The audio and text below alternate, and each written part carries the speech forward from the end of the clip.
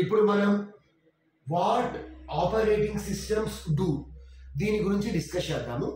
అంటే what does an operating system will do. ఇక్కడ మనం టూ థింగ్స్ డిస్కస్ చేస్తాము. ఫస్ట్ వన్ ఏంటంటే యూజర్ వ్యూ నుంచి ఆపరేటింగ్ సిస్టమ్ ఏం చేస్తుంది. సెకండ్ వన్ ఏంటంటే సిస్టమ్ వ్యూ నుంచి ఆపరేటింగ్ సిస్టమ్ ఏం చేస్తుంది. సో ఫస్ట్ యూజర్ వ్యూ నుంచి డిస్కస్ చేద్దాము. ఇక్కడ మనకి 4 పాయింట్స్ ఉన్నాయి. Personal computers first point, second point main frames, third point dedicated systems such as work stations, fourth point hand held computers. So ఈ computers కి మనం ఆపరేటింగ్ సిస్టమ్ డిజైన్ చేసేటప్పుడు ఎటువంటి విషయాలు మనం ఆలోచించాలి, ఎటువంటి విషయాల మీద మేజర్గా ఫోకస్ చేయాలి. సో ఫస్ట్ పాయింట్ ఏంటంటే for PCs operating system is design for convenience, ease of use and good performance. Don't care about the resource utilization. So personal computer అంటే ఏంది, జనరల్గా మనం యూజ్ చేసే కంప్యూటర్స్ని పర్సనల్ కంప్యూటర్స్ అంటారు. అది ల్యాప్టాప్ అవ్వచ్చు, డెస్క్టాప్ అవ్వచ్చు. సో ఒక పర్సనల్ కంప్యూటర్కి ఆపరేటింగ్ సిస్టమ్ డిజైన్ చేయాలి అంటే ఆ కోడ్ రాసే వాళ్ళు దేని మీద ఫోకస్ చేయాలి అంటే కన్వీనియన్స్ మీద. అంటే మనం కన్వీనియంట్గా కంప్యూటర్ని యూజ్ చేయగలగాలి. అదేవిధంగా ఈజ్ ఆఫ్ యూజ్ అంటే ఈజీగా మన కంప్యూటర్ అనేది యూజ్ చేయగలగాలి. అదేవిధంగా అది గుడ్ పర్ఫార్మెన్స్ ప్రొడ్యూస్ చేయాలి. అంటే మనం ఏ టాస్క్ పర్ఫామ్ చేసినా సరే ఎటువంటి ల్యాగ్ లేకుండా, ఎటువంటి డిలే లేకుండా ఫ్రాక్షన్ ఆఫ్ మిల్లీ సెకండ్స్లో అవుట్పుట్ అనేది రావాలి. Don't care about the resource utilization. So మన దగ్గర చాలా రిసోర్సెస్ ఉంటాయి, ప్రింటర్ ఉంటాయి, ఐఓ డివైజెస్ ఉంటాయి, మెమొరీ ఉంటాయి. సో ఇక్కడ మనం ఒక పర్సనల్ కంప్యూటర్కి ఆపరేటింగ్ సిస్టమ్ డిజైన్ చేసేటప్పుడు అన్ని రిసోర్సెస్ ఎఫిషియెంట్గా యూజ్ అవుతున్నాయా లేదా దాని గురించి మనం బోధనపడాల్సిన నెస్టీ లేదు. బికాజ్ మన దగ్గర 2 సిపియూలు ఉన్నాయి అనుకోండి, మనం ఏదో చిన్న ప్రోగ్రామ్స్ చేస్తున్నాము. సో 2 సిపియూస్ అవసరం ఉండదు, ఒక సిపియూనే మనం ఎఫిషియెంట్గా యూజ్ చేయలేము. సో చిన్న టాస్క్ పర్ఫామ్ చేసేటప్పుడు. అదేవిధంగా ఒక ప్రింటర్ ఉంది, బట్ మనం ఎటువంటి ప్రింటర్ యూజ్ చేయట్లేదు. సో అప్పుడు మనం అటువంటిప్పుడు పర్సనల్ కంప్యూటర్కి ఆపరేటింగ్ సిస్టమ్ డిజైన్ చేసేటప్పుడు రిసోర్సెస్ అనేవి ఎఫెక్టివ్గా యూటిలైజ్ చేస్తున్నామా లేదా దాని గురించి మనం వరి అవ్వాల్సిన నెస్టీ లేదు. నెక్స్ట్ సెకండ్ వన్ ఏంటంటే mainframes. For mainframes operating system is design to maximize resource utilization. Mainframe అంటే ఏంటంటే ఇట్లా మనకు ఒక మెయిన్ ఫ్రేమ్ కంప్యూటర్ ఉంటుంది.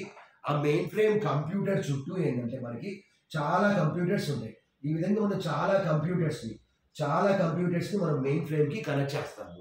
సో కాబట్టి ఇప్పుడు ఈ మెయిన్ ఫ్రేమ్లో ఉన్న రిసోర్సెస్ మొత్తాన్ని, అంటే అవి సిపియు అవ్వచ్చు, మెమొరీ అవ్వచ్చు, లేదంటే ఐఓ డివైజెస్ కావచ్చు, ఆ రిసోర్సెస్ మొత్తాన్ని మెయిన్ ఫ్రేమ్ కంప్యూటర్ అనేది దాన్ని కనెక్ట్ చేసిన రిమైనింగ్ కంప్యూటర్స్ కూడా పంపిస్తుంది.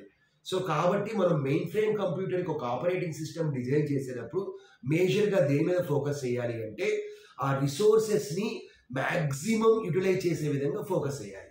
So that is the point here, to maximize resource utilization. Why? Because మెయిన్ ఫ్రేమ్లో ఉన్న రిసోర్సెస్ మొత్తాన్ని రిమైనింగ్ సిస్టమ్స్ మొత్తం యూజ్ చేయొచ్చు.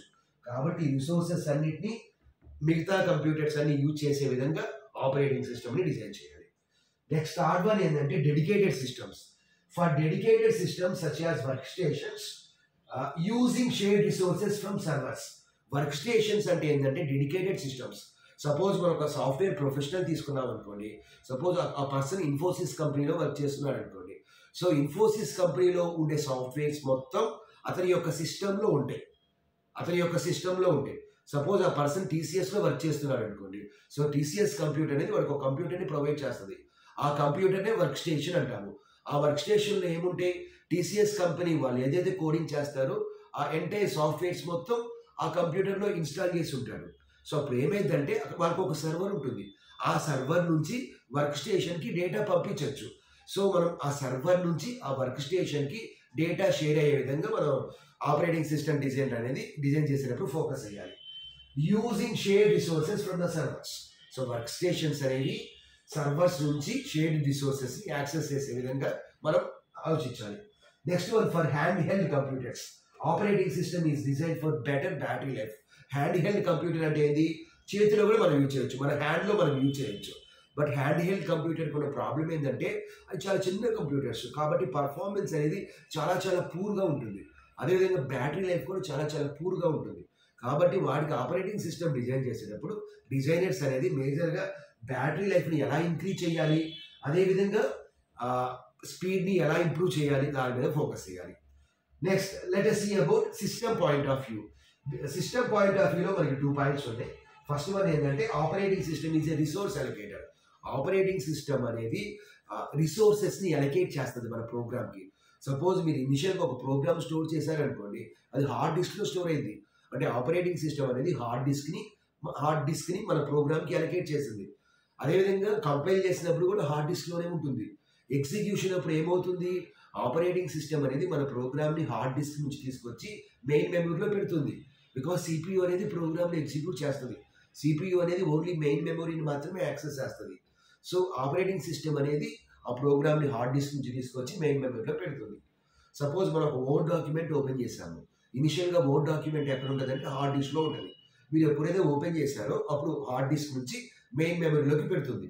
అంటే ఎవరు ఆపరేటింగ్ సిస్టమే మన యొక్క ప్రోగ్రామ్కి మెయిన్ మెమరీని అలొకేట్ చేస్తుంది, మన యొక్క ప్రోగ్రామ్కి హార్డ్ డిస్క్ని అలొకేట్ చేస్తుంది, మన ప్రోగ్రామ్కి సిపియూని అలొకేట్ చేస్తుంది. So we can say that operating system is a resource అలొకేటర్.